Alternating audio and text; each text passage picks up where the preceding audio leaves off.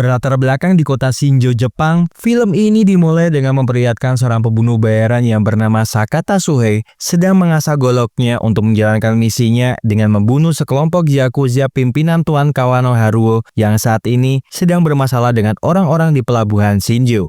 Kawano bertanya kepada salah satu bawahannya yang mengurusi pelabuhan Shinjo tentang mengapa para pekerja di pelabuhan kini memberontak kepada mereka, padahal sudah bertahun-tahun lamanya mereka sudah menjaga tempat tersebut. Kaneko mengatakan kalau para buruh pekerja di pelabuhan saat ini sudah berani untuk melawan mereka dengan menyatakan kalau para buruh sudah tidak bisa menuruti perintah ataupun kesewenang-wenangan yang dilakukan mereka terhadap para buruh. Bahkan para buruh mengancam akan melawan mereka dengan membawa nama institusi dan juga sejarah di kota Shinjo. Mendengar hal tersebut jelas membuat Kawano sangat marah yang kemudian melampiaskan amarahnya kepada Kaneko lantaran dirinya tidak becus untuk mengurusi masalah di pelabuhan. Kawano lalu menyayat mulut Kaneko agar dia bisa bekerja dengan baik karena semua masalah ini disebabkan ketidakbecusan dirinya mengatur orang-orang di pelabuhan. Tak lama setelah itu, Sakata Suhei pun muncul di sana yang lalu mulai membantai satu persatu anak buah Kawano yang berjaga di rumahnya.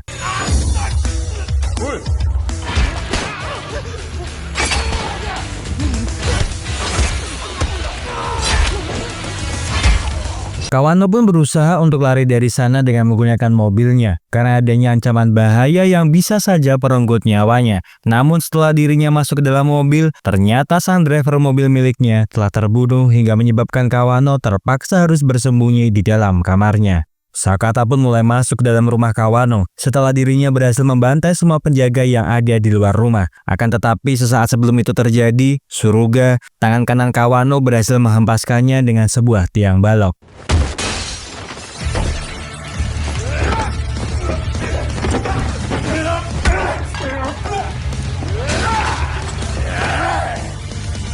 Mereka berdua pun beradu pukulan dan tendangan untuk saling melumpuhkan satu dengan yang lainnya, hingga Sakata berhasil melumpuhkan Suruga dengan memotong tangan kiri miliknya.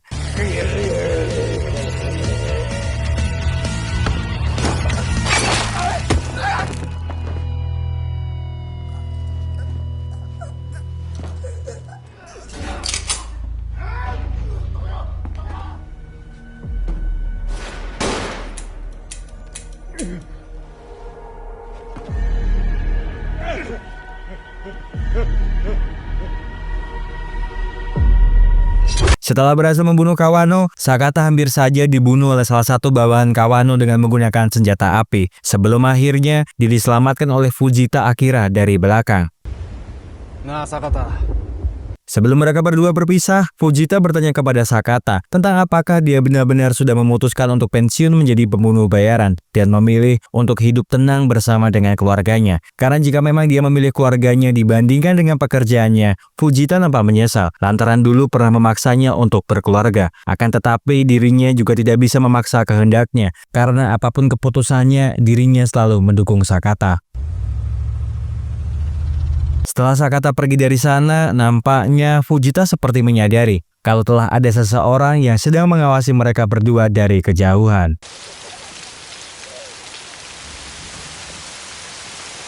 Sesampainya di rumah, Sakata pun disambut hangat oleh anak istrinya meskipun Sakata dalam kondisi yang basah kuyup akibat air hujan. Istrinya yang tak ingin Sakata sakit lalu meminta dirinya untuk segera mandi agar dirinya bisa segera membersihkan badannya dari segala aktivitas yang dia jalani hari ini. Sesaat sebelum Sakata masuk ke dalam kamar mandi, dirinya sempat mengatakan kepada istrinya kalau besok dia akan mencari sebuah pekerjaan baru. Lantaran mulai hari ini dia sudah berhenti dari pekerjaan lamanya. Mendengar hal tersebut nampaknya membuat istrinya sangat senang dan segera meminta suaminya tersebut untuk mandi agar mereka berdua bisa merayakan hal tersebut.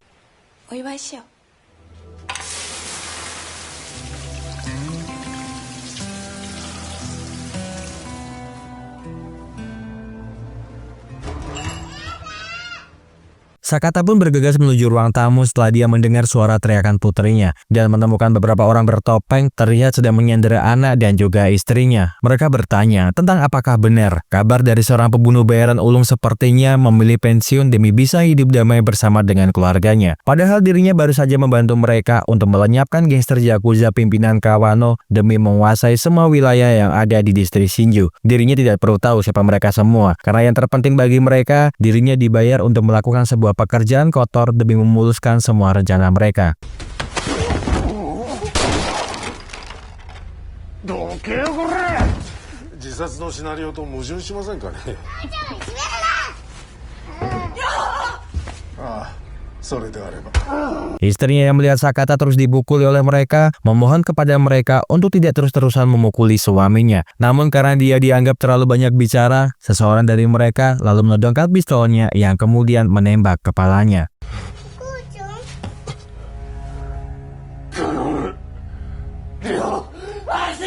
Sakata meminta Ryo untuk segera lari dari sana, namun sebuah tembakan dari pemimpin orang-orang bertopeng tersebut malah tepat mengenai tubuhnya hingga menyebabkan Ryo pun harus mati terkena peluru tersebut. Sang master pun mengatakan kalau dia pernah mendengar sebuah legenda di Shinjo yang menceritakan tentang adanya sesosok iblis yang akan merasuki seseorang setiap 50 tahun sekali, dan orang yang kerasukan tersebut akan melakukan pembunuhan massal di kota Shinjo. Maka dari itu, demi melindungi kehidupan orang-orang yang ada di kota ini, dirinya akan melakukan apa saja dengan membunuh orang-orang yang berpotensi melakukan hal tersebut, termasuk dengan dirinya. Sakata pun sebenarnya dibuat bingung dengan apa yang diceritakan orang tersebut, apalagi dirinya tidak akan pernah mungkin untuk membunuh orang-orang yang tidak bersalah. Namun satu hal yang pasti akan terjadi di masa depan adalah jika dirinya masih hidup setelah malam ini, dia berjanji akan mencari mereka semua sampai ke ujung neraka sekalipun. Mereka pun hanya tertawa mendengar hal tersebut, karena satu hal yang pasti terjadi di malam ini adalah dirinya juga akan mati, menyusul istri dan juga putrinya. Berita kematian Sakata dan keluarganya jelas membuat gempar penduduk kota Shinjo, karena kematian keluarga Sakata malah disebabkan oleh Sakata sendiri, sebelum akhirnya dia mati dengan menembakkan kepalanya sendiri.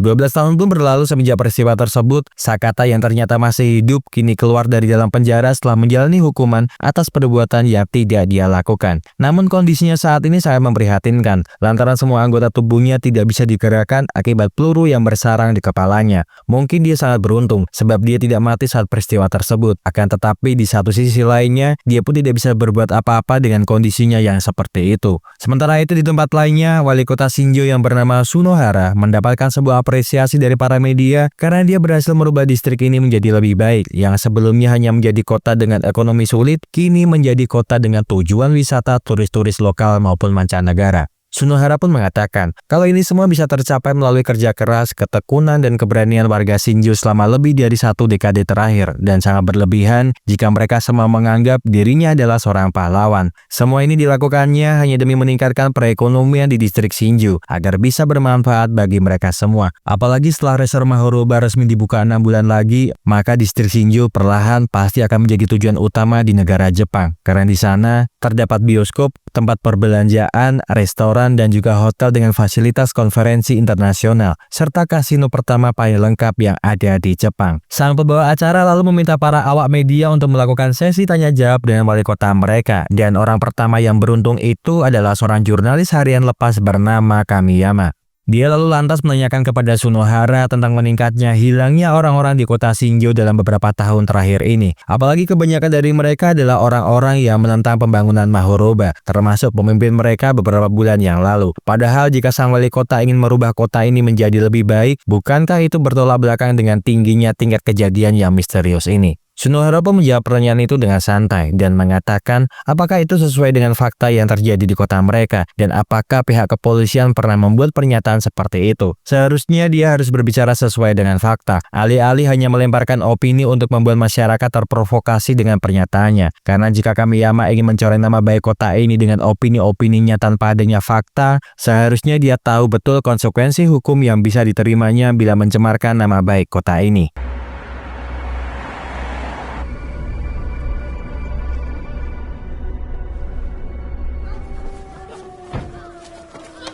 Fujita membawa Sakata ke kompleks industri Shinjo agar dirinya bisa sementara tinggal di sana bersama dengan Raju yang bertugas menjadi perawatnya selama Sakata belum sembuh.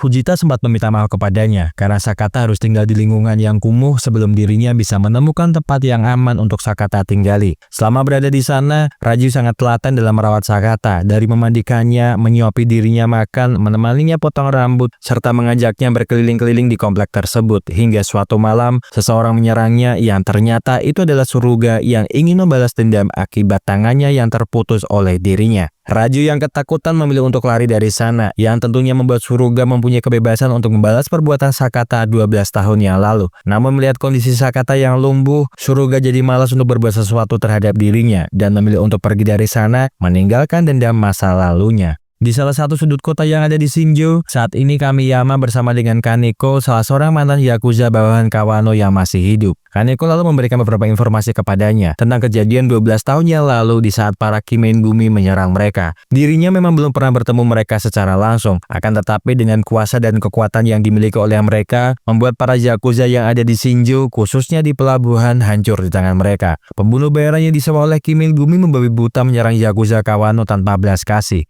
dan hanya menyisakan dirinya beserta Suruga yang masih hidup. Itu terjadi bertepatan ketika Mahoroba diberikan izin usaha di pelabuhan, dan saat itu juga Sunohara lah yang menjadi wali kota di kota ini. Kimengumi mampu memperluas kekuasaannya melalui perdagangan narkoba dan juga perdagangan manusia, sehingga distrik Shinjo tampak makmur selama 1 dekade terakhir karena uang hasil kejahatan Kimengumi. Namun belum sempat Kaneko bercerita banyak lagi, tiba-tiba dari depan mereka, salah seorang anggota Kimengumi yang bernama Jin muncul yang lalu menyerang mereka.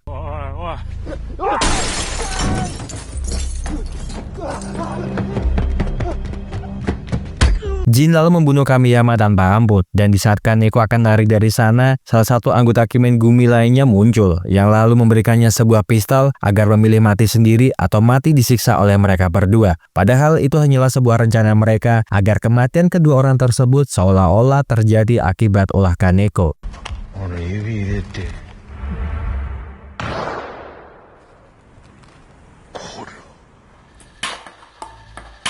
Sambil bermain pingpong otomatis, Fujita kembali teringat kejadian 12 tahun yang lalu di saat keluarga Sakata terbunuh oleh Kimengumi. Dan ternyata dirinya juga merupakan salah satu anggota Kimengumi, namun dirinya tidak ikut anggota lainnya untuk mengeksekusi Sakata karena pertemanan di antara mereka berdua. Bahkan dirinya sempat memohon kepada mereka semua untuk tidak membunuh Sakata beserta dengan keluarganya. Tiba-tiba ponselnya berdering, dan itu berasal dari Raju yang memberikan informasi kepadanya kalau Sakata saat ini berada di rumah sakit. Di rumah sakit, Sakata pun dijaga oleh 2 orang polisi karena mereka ingin mencegah Sakata terlibat kejahatan yang lainnya, lantaran dirinya yang baru saja dibebaskan dari rumah sakit penjara tempo hari. Shinuzoka, seorang kepala detektif kepolisian Shinjo, lalu datang ke sana, yang kemudian memberikan sedikit uang kepada Oto dan Takuma untuk sekedar membeli minuman ataupun makanan agar mereka berdua bisa beristirahat, sementara dirinya akan bertugas menggantikan tugas dari mereka. Shinuzoka pun lalu masuk ke dalam sana untuk melihat bagaimana keadaannya, namun dirinya menyapa Sakata dengan menggunakan topeng yang merupakan topeng identitas milik Kimengumi dan mengatakan kepadanya kalau malam itu saat mereka sadar dirinya belum mati, master mereka menyuruh mereka untuk membiarkannya hidup untuk sebuah alasan. Dia tidak tahu alasan master mereka membiarkan dirinya hidup, tapi satu hal yang pasti, malam ini dia akan membunuh dirinya di tempat ini.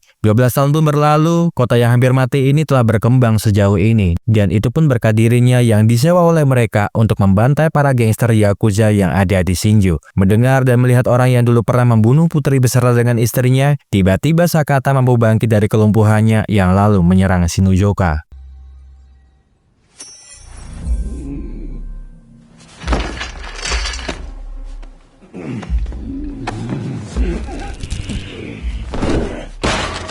Sakata memang berhasil membuat Shinuzoka sedikit terluka, namun karena tubuhnya yang masih lemah akibat kelumpuhannya semenjak 12 tahun yang lalu, membuat dirinya tak mampu berbuat banyak untuk membunuh Shinuzoka. Hingga akhirnya Oto dan Takuma tiba-tiba masuk ke dalam sana setelah mereka mendengar adanya sebuah keributan di dalam sana. Takuma sangat penasaran karena kenapa Sakata tiba-tiba mengamuk, atau apakah mereka berdua dulunya pernah saling mengenal. Shinuzoka berusaha untuk membuat alasan kepada Takuma agar dirinya tidak curiga dengannya, yang kemudian tiba-tiba mengambil pisau miliknya yang lalu menembak kepalanya. Oto yang juga merupakan salah satu bagian dari anggota Kimengumi meminta atasannya itu untuk tidak memikirkan kejadian ini karena dirinya akan merekayasa peristiwa ini agar terlihat Sakata lah yang telah membunuh Takuma. Namun ternyata kejadian tersebut juga tak sengaja dilihat oleh seorang dokter yang kebetulan berada di sana. Oto lalu membawa masuk dokter itu yang kemudian menembak dokter tersebut hingga mati, akan tetapi Sakata lalu bangkit yang kemudian berniat untuk membunuh mereka berdua.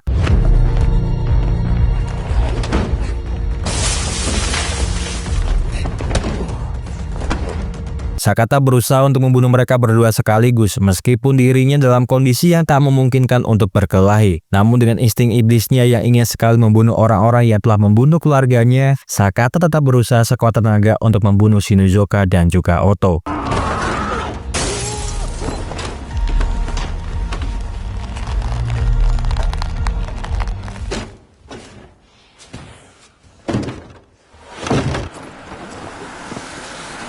Sesampainya di rumah sakit, Fujita tak percaya melihat Sakata yang bisa berjalan lagi. Padahal Sakata sudah didiagnosis oleh dokter bahwa dirinya tidak akan bisa bergerak lagi seumur hidup. Apalagi setelah dirinya memakan sebuah roti yang rasanya mirip seperti roti kesukaan putrinya, tubuhnya nampak bereaksi sehingga saat ini dia bisa berjalan layaknya orang normal pada umumnya.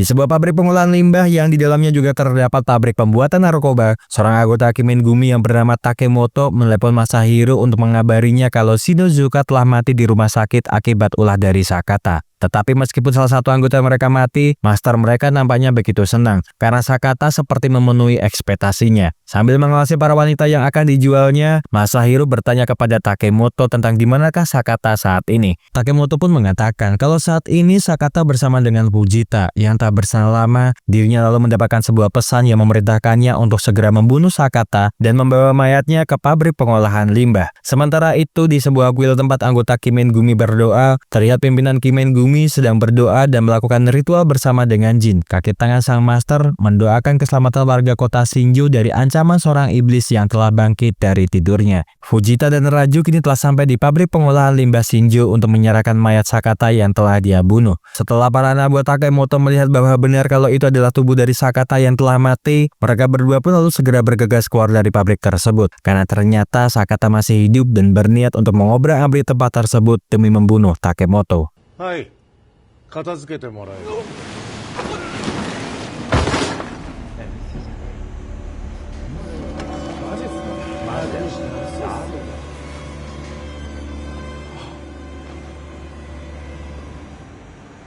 じゃあ行ってよ。裏切ったらくした。Takemoto yang marah karena merasa telah dikhianati oleh Fujita, lalu menelepon petugas penjaga pabriknya untuk tidak membiarkan Fujita keluar dari sana hidup-hidup.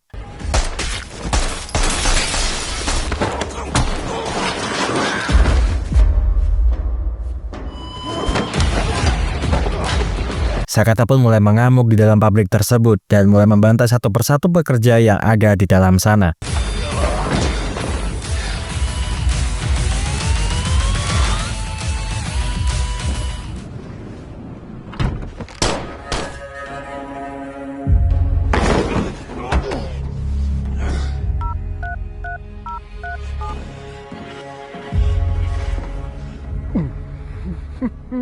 Takemoto yang nampak sangat marah akibat ulah yang dilakukan oleh Sakata di pabriknya, lalu nekat untuk menghancurkan pabriknya dengan bom yang sudah dia pasang di dalam pabrik tersebut dan tak peduli meskipun puluhan anak buahnya masih berada di dalam pabrik pengolahan limbah. Tak berselang lama, dirinya mendapatkan telepon dari masternya yang meminta maaf kepada dirinya karena membuatnya malah mengorbankan pabriknya. Takemoto pun mengatakan kalau itu tidaklah sebanding dengan apa yang masternya lakukan. Apalagi dirinya sangat senang melihat bom yang dia pasang ternyata berfungsi dengan baik. Namun tiba-tiba di tengah obrolan mereka, seseorang muncul dari dalam pabrik yang ternyata itu adalah Sakata. Takemoto berniat untuk membunuhnya, namun sebuah mobil yang dikendarai oleh Fujita tiba-tiba melaju ke arah dirinya. Fujita lalu keluar dari dalam mobil yang lalu meminta maaf kepada Sakata kalau dirinya lah yang telah memberitahukan mereka tentang di mana rumah miliknya, sehingga membuat para anggota dari Kimengumi datang ke rumahnya dan membunuh keluarganya. Dirinya patah mati yang lalu menyuruh Sakata untuk membunuhnya sebagai akibat dari perbuatan yang telah dilakukannya. Melihat kondisi Takemoto yang masih hidup, Sakata lalu membawa Takemoto ke suatu tempat agar dia bisa menyiksanya sebelum dia membunuhnya. Takemoto terus tertawa meskipun dirinya dipukuli oleh Sakata berulang kali dan mengatakan kepadanya kalau dia hanya terlalu fokus pada sepotong kecil permasalahan di dunia, sedangkan pandangan mereka sudah tertuju jauh pada masa depan kota ini dengan seluruh isinya. Dirinya sudah berjanji setia pada masternya dengan telah mengabdikan tubuh dan jiwanya untuk dunia yang lebih baik. Jadi meskipun dia membunuhnya, dirinya tidak akan berbicara apapun terhadapnya. Ponsel milik Takemoto lalu berdering, dan itu berasal dari pemimpin Kimengumi yang lalu berbicara dengan Sakata kalau dirinya telah lama menunggunya. Dirinya meminta Sakata untuk menghentikan pembantaian ini, karena jika dia terus meneruskan hal tersebut, maka dia bisa saja membunuh semua orang yang ada di Shinjo. Dan satu hal yang perlu dirinya tahu adalah putrinya masih hidup dan kini menjalani kehidupan biasa sebagai seorang remaja. Jika dirinya tetap melanjutkan dendam sepele ini, dia meminta Sakata untuk membayangkan dengan apa yang dia lakukan terhadap putrinya tersebut. Dan ternyata orang yang selama ini memimpin Kimengumi adalah sang wali kota Shinjo, Sunohara.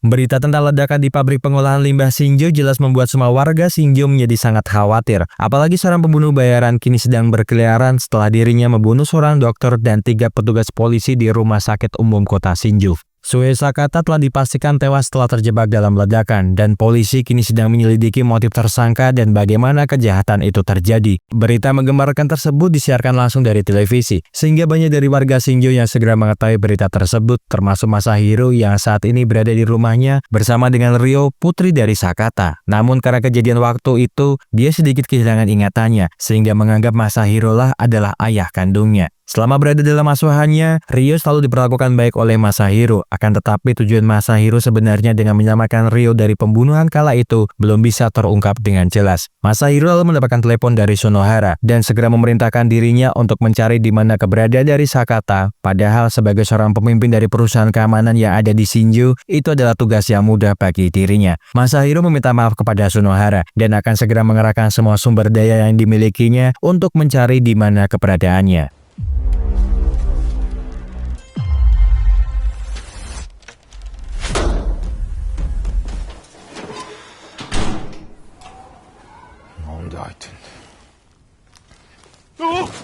Seorang polisi yang mempunyai jabatan rendah di salah satu polsek Shinjo bernama Takigawa terkejut melihat Sakata yang saat ini sudah berada di rumahnya. Takigawa mengerti dengan tujuan Sakata ke rumahnya, akan tetapi saat ini dia tidak akan bisa seperti dulu dalam memberikan informasi kepadanya. Tapi mungkin informasi yang berkaitan tentang Shinozuka bisa dia dapatkan, karena dulu dirinya pernah bekerja menjadi bawahannya. Jadi setidaknya ada beberapa informasi yang bisa dia berikan kepadanya. Istrinya yang bernama Hiromi dulu sempat curiga dengan suaminya, karena Shinozuka sering menyelinap keluar rumah saat tengah malam. Jadi Hiromi telah menyewa detektif untuk membuntutinya karena dia meyakini kalau suaminya sedang berselingkuh. Namun bukannya menemukan bukti perselingkuhan, detektif yang disewanya malah menemukan sebuah kejadian yang menyebabkan dirut perusahaan keamanan terbunuh bersama istrinya di tengah hutan. Sebelum jari tangan Hiromi terputus, Hiromi sempat memberikan video itu kepada dirinya. Jadi mungkin jari itu digunakan untuk memperingatkannya. Detektif yang disewanya juga menghilang bersama dengan perusahaan keamanan Shinjo yang mengambil alih keamanan untuk Mahuroba. Jadi Takigawa menduga kalau perusahaan keamanan Shinjo ada hubungannya dengan orang-orang bertopeng itu. Segera setelah itu, Sakata pun mendatangi tempat perusahaan keamanan Shinjo untuk bertanya kepada mereka tentang hubungan mereka dengan orang-orang bertopeng. Namun karena para penjaga di sana mencoba untuk melawan dirinya, Sakata pun terpaksa membantai semua orang-orang di sana hingga dirinya masuk ke dalam sebuah ruangan tempat kerja Masahiro dan menemukan beberapa foto Ryo dari kecil hingga dewasa yang tentunya membuat Sakata semakin yakin kalau putrinya benar-benar masih hidup. Masahiro lalu masuk ke dalam sana dan berniat untuk membunuh Sakata. Namun karena adanya Ryo di sana, dirinya malah ingin menciptakan suatu kejadian di mana Sakata adalah orang jahat yang ingin membunuh ayahnya.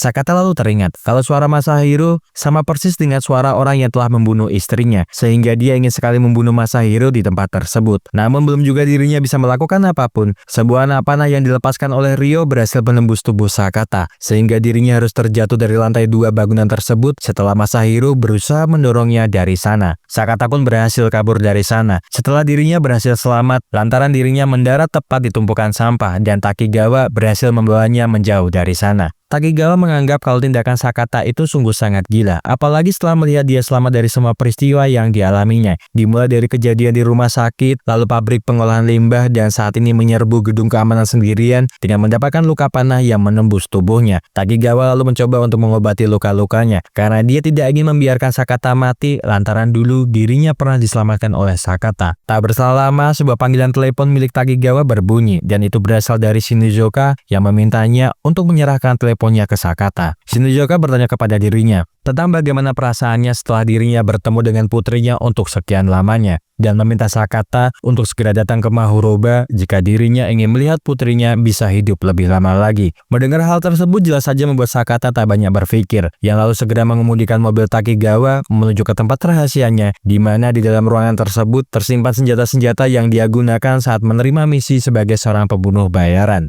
Sementara Sakata dan Takigawa menuju Mahuroba dengan menggunakan mobil kesayangannya, Ryo kini sudah berada di Mahuroba setelah dirinya dibawa paksa oleh beberapa orang yang menjemputnya di rumah Masahiro.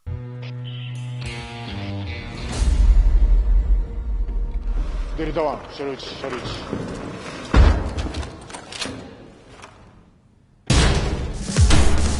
Sesampainya di Mahuroba, Sakata telah disambut oleh beberapa orang yang menjaga di luar dan dalam gedung itu, sehingga aksi baku tembak dan pergelutan tak bisa untuk dihindari lagi.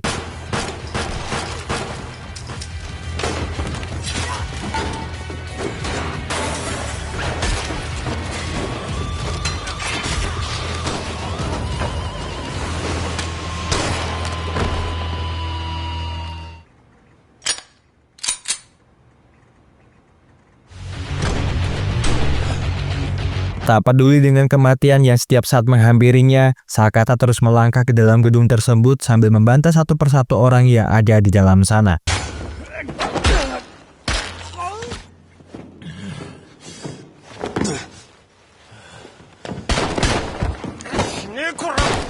Setelah berhasil membantai puluhan penjaga yang ada di sana, Sakata pun dikejutkan dengan kedatangan Masahiro yang tiba-tiba muncul untuk membunuhnya. Masahiro bertanya kepada Sakata tentang kenapa dia harus bangkit dari kematian dan muncul di saat bentuk tubuh Ryo mulai berkembang bagus. Ryo adalah miliknya karena dirinya telah membesarkannya semenjak dia kecil. Tentu saja mendengar hal tersebut makin membuat amarah Sakata tak terbendung, sehingga Sakata makin termotivasi untuk membunuhnya.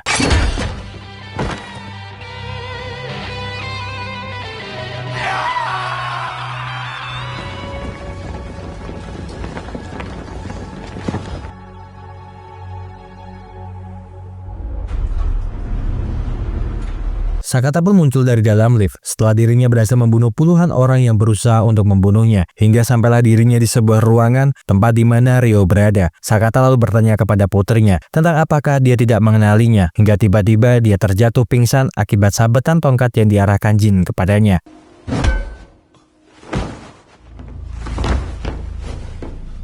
Sakata dan Ryo lalu dibawa ke sebuah ruangan tempat di mana Shinozuka berada. Di dalam sana, Shinozuka bertanya kepada Ryo tentang apakah dia tahu kalau kota ini sudah lama dikenal sebagai kota yang kerasukan iblis. Dia sendiri memang belum pernah melihatnya, tetapi setidaknya dia ingin melihatnya sekali seumur hidupnya. Namun entah bagaimana, orang yang di hadapan mereka ini terlihat belum sepenuhnya menjadi iblis. Jadi dia memohon agar Sakata menjadi iblis dengan membantai semua orang-orang yang ada di sana. Shinozuka lalu ingin memancing amarah iblis itu dengan membunuh putrinya di depan matanya. Namun Takigawa berhasil masuk ke dalam sana yang lalu membabi buta dengan menyerang mereka dengan senjata yang dia bawa.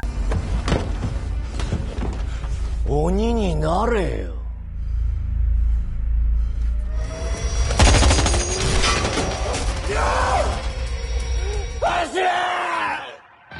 Teriakan Sakata lalu membangkitkan kenangan Ryo dulu ketika ayahnya memintanya untuk lari waktu itu, sehingga membuat Ryo akhirnya teringat kembali kalau laki-laki yang ada di hadapannya itu adalah ayah kandungnya. Ryo berusaha keluar dari sana bersama dengan Takigawa, sementara ayahnya memilih untuk tetap berada di sana demi membalaskan dendam kematian ibu mereka.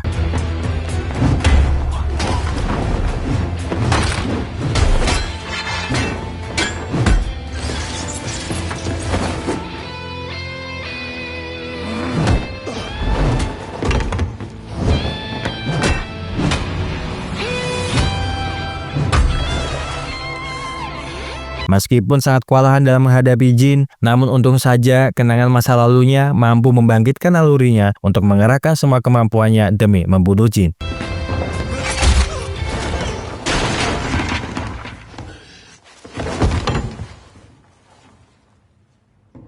Shinozuka lalu membuka topeng milik Jin, yang ternyata Jin itu adalah saudara kembarnya yang telah mempunyai tanda luka di wajah kirinya semenjak kecil, dan mereka berdua sudah tumbuh bersama melakukan pembunuhan demi tujuan mereka. Sementara itu ketika mereka berdua berusaha untuk keluar dari sana, Takigawa berusaha mengajak Ryo untuk segera keluar dari sana. Namun karena Ryo ingin tetap bersama dengan ayahnya, dirinya lebih memilih untuk kembali lagi ke sana ke tempat ayahnya berada. Oni Taiji da.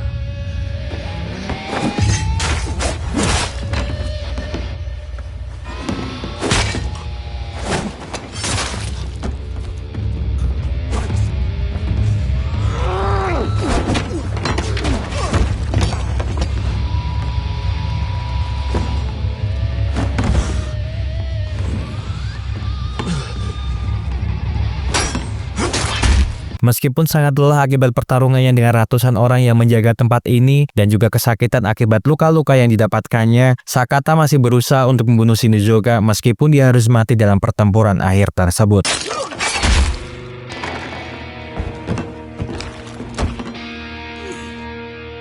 Ryo pun melihat bagaimana kondisi ayahnya yang penuh luka setelah pertarungannya dengan Shinozuka. Dia ingin sekali memeluknya, namun sebuah tembakan dari Masahiro tepat di tubuh Sakata sempat mengalihkan pandangannya terhadap Masahiro. Masahiro ingin sekali memeluknya, karena Ryo sudah dianggapnya sebagai putri kandungnya. Akan tetapi setelah Ryo kembali teringat kalau Masahiro lah pembunuh ibunya, dirinya tidak ingin Masahiro mendekatinya, yang kemudian membuat Sakata bangkit, lalu menebas tubuhnya kembali dengan golok kesayangannya. Sebelum Sakata mati, dia sempat meminta maaf kepada putrinya karena tidak bisa menyelamatkan ibunya, dan meminta maaf kepada dirinya juga karena selama ini tidak bisa membesarkan dirinya hingga kini dia sudah beranjak dewasa. Segera setelah semua kejadian tersebut, para polisi, tim medis, dan damkar berbondong-bondong ke sana untuk menyelamatkan orang-orang yang masih hidup akibat amukan dari Sakata. Ryo pun juga terlihat berada di salah satu ambulans agar dirinya juga mendapatkan perawatan oleh mereka. Namun tak lama setelah itu, tiba-tiba Ryo menghilang dari dalam ambulans bersama dengan dibawanya tubuh dari Jin yang ternyata masih hidup. 1 tahun pun berlalu semenjak peristiwa itu,